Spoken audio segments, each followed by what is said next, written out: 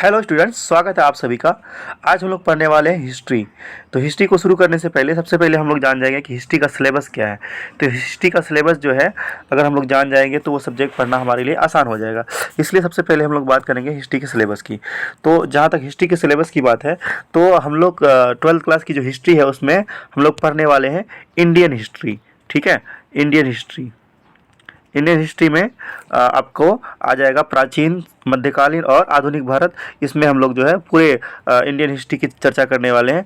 जहाँ तक जो है हिस्ट्री के सिलेबस की बात है, चैप्टर वाइज अगर हम लोग देखेंगे तो सबसे पहला जो चैप्टर मिलेगा हम लोग को, ये इसको हम लोग 3 पार्ट में बांट सकते हैं। एक खंड अ, जिसमें कि पुरातत्व एवं प्राचीन भारत है। ठीक है, तो खंड अ में सबसे पहला जो चैप्टर है वो है प्रारंभिक नगरों की कहानी, हड़प्पा सभ्यता का पुरातत्व। देखिए, हड़प्पा सभ्यता जो है आज से 5,000 साल पहले विकसित हुई एक बहुत ही खूबसूरत सभ्यता थी, जिसको एक बहुत अच्छे तरीके से डिजाइन किया गया था।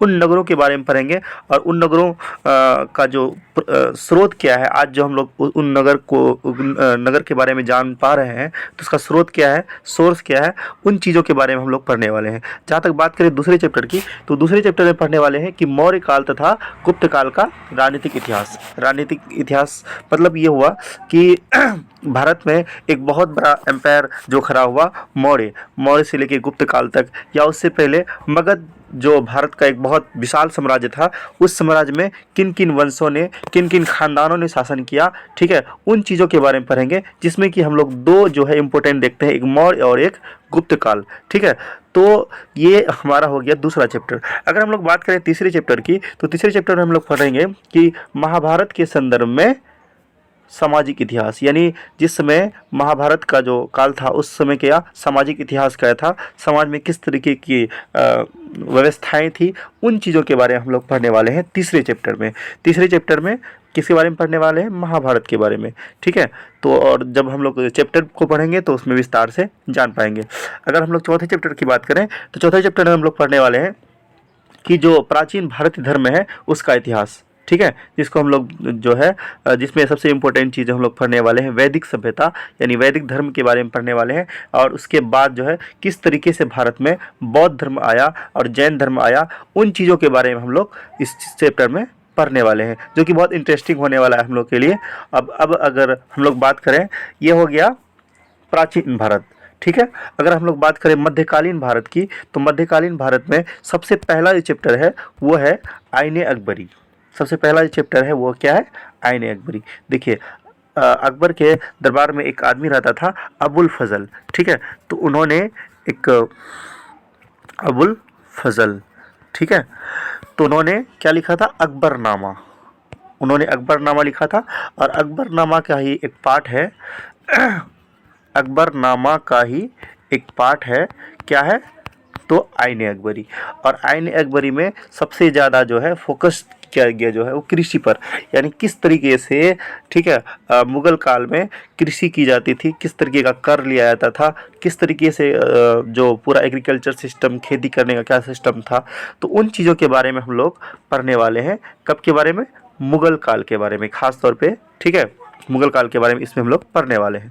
अगर हम लोग बात करें छठे चैप्टर की, तो छठे चैप्टर में हम लोग पढ़ने वाले हैं कि भारत में किस प्रकार से मुगल साम्राज्य की स्थापना हुई और मुगल साम्राज्य की क्या उपलब्धियां रही, उसमें कौन कौन से राजा हुए, किन किन राजाओं की क्या उपलब्धियां रही, और उन राजाओं का अलग अलग हमारे जो देसी रियासतें थी उनका उनका उसके साथ क्या संबंध था, उन चीज़ों के बारे में हम लोग ये छठा चैप्टर में पढ़ने वाले हैं। जहाँ तक बात करें सातवें चैप्टर की, तो सातवें चैप्टर में भारत का एक बहुत ही महान साम्राज्य विजयनगर साम्राज्य के बारे में पढ़ने वाले हैं, जो कि दक्षिण भारत में विकसित हुई थी। और उस विजयनगर साम्राज्य का सबसे इम्पोर्टेंट चीज़ जो था वो स्थापत्य था। ठीक है, यानी उस समय की जो कलाकृति थी, ठीक है, उस समय की जो बिल्डिंग्स थी, इतनी खूबसूरत तरीके से बनाया गया था, उन चीज़ों, वही जो है विजयनगर साम्राज्य की विशेषता रही, उन्हीं चीज़ों के बारे में हम लोग पढ़ने वाले हैं। ठीक है, जहाँ तक बात करें आठवें चैप्टर की, तो आठवें चैप्टर में हम लोग पढ़ने वाले हैं धार्मिक इतिहास।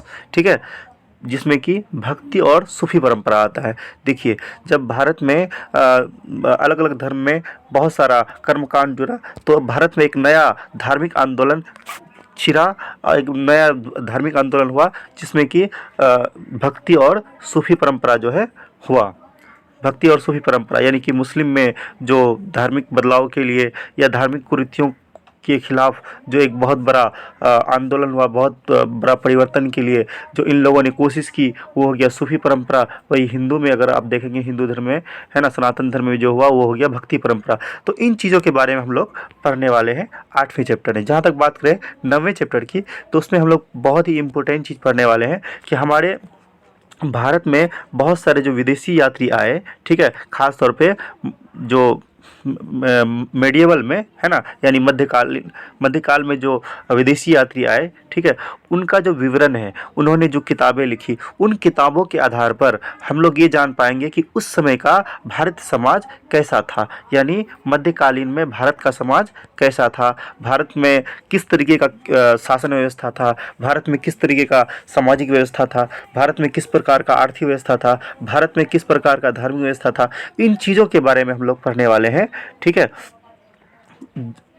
विदेशी यात्रियों के विवरण के द्वारा। यानी जब हम लोग किसी भी विदेशी यात्री के विवरण को पढ़ेंगे, ठीक है, तो हम लोग जो है मध्यकालीन समाज के बारे में जान पाएंगे, ठीक है। ये हो गया आपका 9वां चैप्टर। अब हम लोग बात करेंगे खंड 100 की, जो कि है आधुनिक भारत। देखिए, आधुनिक भारत की अगर बात करें तो सबसे पहला आता है उपनिवेशवाद और ग्रामीण समाज। और ये जो उपनिवेशवाद और ग्रामीण समाज के बारे में हम लोग पढ़ेंगे, ये किसके आधार पर पढ़ेंगे? सरकारी रिपोर्ट के साक्ष्य के आधार पे, ठीक है, कि भारत में जब अंग्रेजों ने यहाँ पर उपनिवेश स्थापित किया, ठीक है, तो उस समय का ग्रामीण समाज क्या था, ठीक है। और हम लोग जो भी कुछ पढ़ने वाले हैं उसका साक्ष्य, किस साक्ष्य के आधार पर? तो जो उस समय की जो सरकार थी, अंग्रेजी सरकार, उस साक्ष्य के आधार पर पढ़ने वाले हैं, ठीक है। अगर हम लोग बात करें 11वें चैप्टर की, तो 11वें चैप्टर में हम लोग पढ़ने वाले हैं 1857 की क्रांति के बारे में, ठीक है। 1857 क्रांति, यहाँ से बहुत सारे सवाल आते हैं, इसीलिए जो है हम लोग इस चैप्टर पर विस्तार से चर्चा करने वाले हैं, ठीक है। तो फिलहाल हम लोग सिर्फ इसका इंट्रोडक्शन जानेंगे कि इस चैप्टर में है क्या। तो देखिए, 1857 की जो क्रांति हुई थी, वो एक मतलब आप कह सकते हैं कि शुरू में एक सैनिक विद्रोह था, लेकिन बाद में आम जन तक ये क्रांति की आवाज़ पहुंची। और पूरे भारत में तो नहीं कह सकते, उत्तर भारत में खास तौर पे ये क्रांति हुई थी, ठीक है। यानी अंग्रेज़ों के राज में होने वाला ये पहला क्रांति था जिसने कि जो अंग्रेज़ों की नींव जो थी उसको हिला कर रख दिया था, 1857 की क्रांति, ठीक है। जब हम लोग इसके बारे में पढ़ेंगे तो इसके बारे में विस्तार से चर्चा करेंगे। उसके बाद 12वां अगर चैप्टर की बात करें तो उसमें है औपनिवेशिक शहर, नगरीकरण, नगर योजना तथा स्थापत्य, ठीक है। तो मतलब ये हुआ कि हमारे भारत में किस प्रकार से उपनिवेश की स्थापना हुई, और वो जो मतलब किन किन शहरों में है ना औपनिवेशिक केंद्र बनाया गया, और उसका किस तरीके से नगरीकरण हुआ, और उस नगरीकरण का नगर योजना क्या था, और वहाँ पर कौन कौन सी स्थापत्य, बहुत कौन कौन सी चीज़ें विकसित की गई, इन चीज़ों के बारे में हम लोग पढ़ने वाले हैं 12वां चैप्टर में। अगर हम लोग बात करें 13वें चैप्टर की, तो उसमें हम लोग पढ़ने वाले हैं कि महात्मा गांधी के प्रति समकालीन दृष्टिकोण एवं भारतीय राजनीति में गांधी जी की भूमिका। देखिए, हम लोग 13वें चैप्टर में जो है पढ़ने वाले हैं, इससे भी बहुत सारे सवाल आते हैं, जिसमें कि आपको गांधी जी के बारे में पढ़ना है कि गांधी जी के प्रति समकालीन दृष्टिकोण और भारतीय राजनीति में गांधी जी की भूमिका। यानी भारत की जो राजनीति है उसमें गांधी जी की क्या भूमिका रही, गांधी जी ने किस प्रकार से हमारे देश को आज़ाद कराए, ठीक है। और उन चीज़ों के बारे में, गांधी जी के समकालीन क्या कौन कौन सी चीज़ें हुई, ठीक है, उन्हीं चीज़ों के बारे में पढ़ने वाले हैं हम लोग 13वें चैप्टर में। अगर हम लोग बात करें 14वें चैप्टर की, तो उसमें हम लोग पढ़ने वाले हैं कि भारत का विभाजन जो है किस प्रकार से हुआ, और जो हम लोग भारत के विभाजन के बारे में पढ़ेंगे, ठीक है, वो अलिखित स्रोतों के अध्ययन से। यानी ये जो सोर्स है भारत के विभाजन के बारे में जो हम लोग पढ़ रहे हैं, इस किस सोर्स के आधार पर? अलिखित, ठीक है। अलिखित मतलब जो लिखा हुआ नहीं है, जो किसी के द्वारा आंखों देखा वर्णन किया गया या बोला गया, उन साक्ष्यों के आधार पर जो हम लोग पढ़ने वाले हैं भारत का विभाजन किस प्रकार से हुआ। और अंतिम जो चैप्टर है इस सब्जेक्ट का, हिस्ट्री का, इसमें भारतीय संविधान का निर्माण, ठीक है। यानी कि भारत को जब आज़ादी मिली, ठीक है, उसके बाद भारत में संविधान सभा का गठन किस प्रकार से हुआ, भारत में संविधान सभा का कितना दिन तक जो है बैठक चला, उसके बाद किस प्रकार से भारत का संविधान जो है पारित हुआ, फिर बाद में लागू हुआ। तो इन चीज़ों के बारे में हम लोग पढ़ने वाले हैं किसमें? ये 15वां चैप्टर में। और उस चैप्टर का नाम क्या है? भारत संविधान का निर्माण, ठीक है। तो ये 15 चैप्टर जो है अगर आप लोग अच्छे से समझ जाएंगे अभी ही, ठीक है, तो आगे पढ़ना आपके लिए आसान रहेगा।